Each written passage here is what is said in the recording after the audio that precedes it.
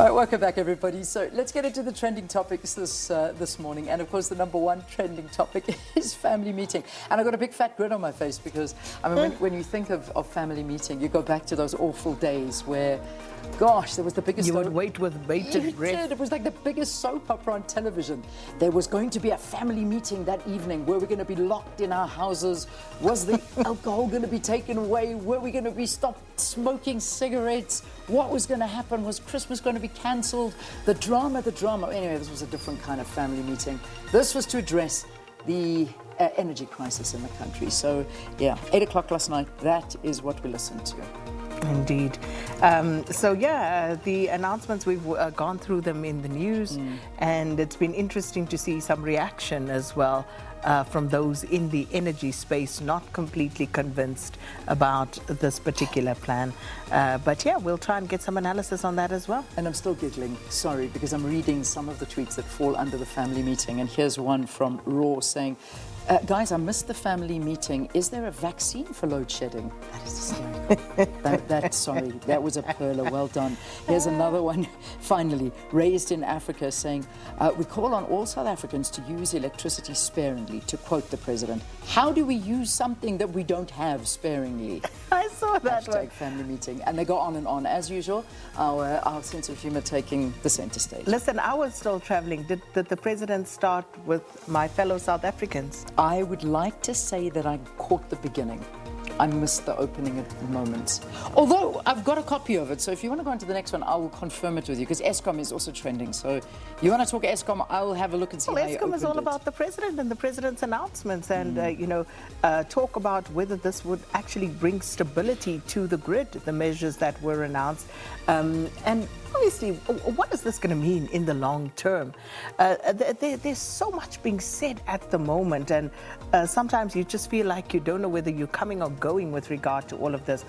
What is clear, though, is that this is going to cost money, a lot more money, that Eskom will have to fork out.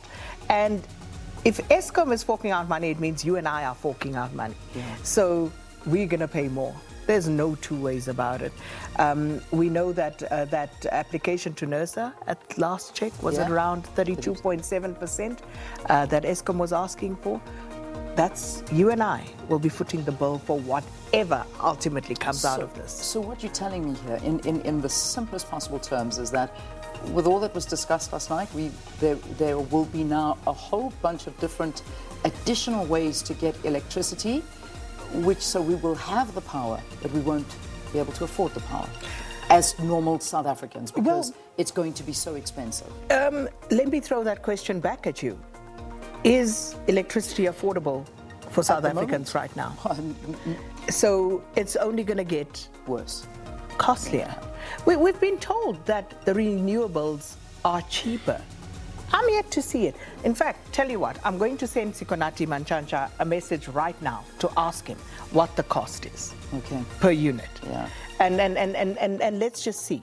But bottom line, whatever happens, whatever is procured, you and I will be paying for. Okay, so I can tell you one thing for sure. He opened the address last night, according to the speech transcript, as my fellow South Africans. Okay, so that's it. Was a real family meeting.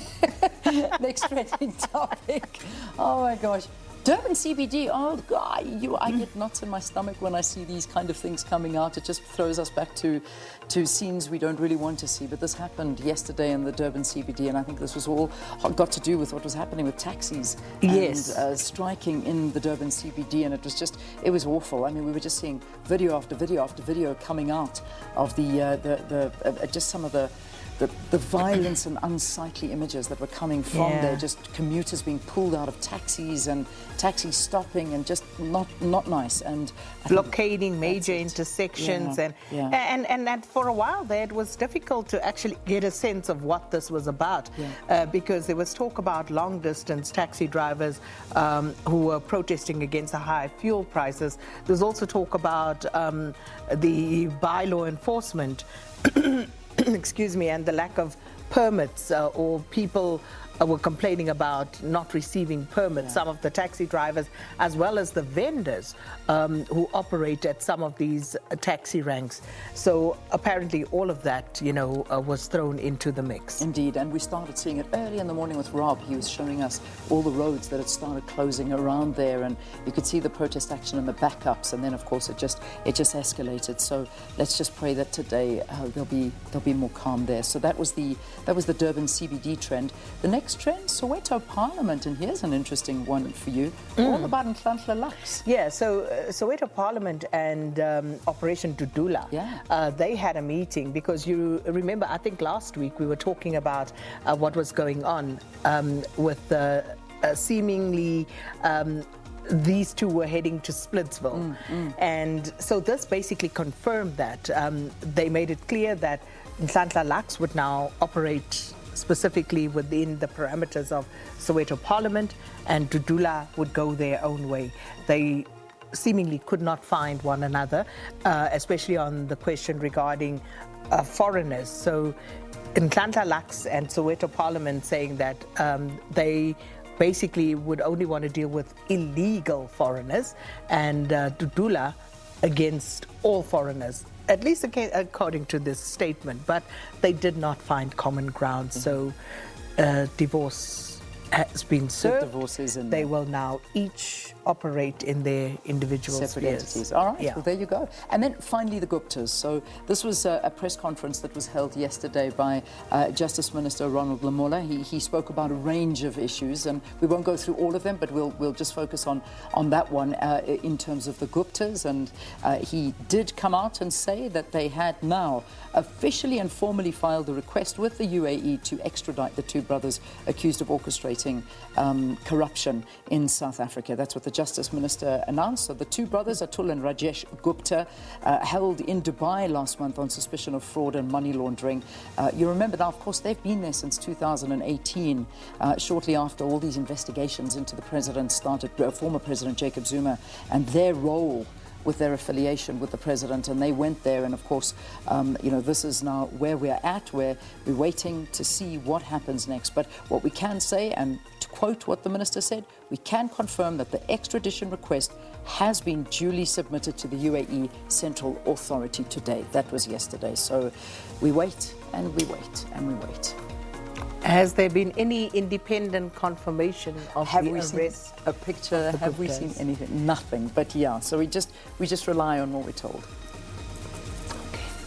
So here's the question of the day, everyone. We've got to get into that. What are your views on President Ramaphosa's plan to deal with the country's energy crisis? Were you listening last night? Did anything jump out at you? Well, if not, SK is going to hopefully unpack it with our analyst after the break. If we can get him on, because we're just struggling with that. But of course, your tweets, we're not struggling with those. Those are rolling in thick and fast in response to that question of the day. So maybe we'll start out with those just to take a look at your sentiments around this. Excellent. All right, well, let's quickly take a break, and hopefully our guest will be up and running. If not, we'll take a look at some of the things that you've been saying about this already. Stay tuned.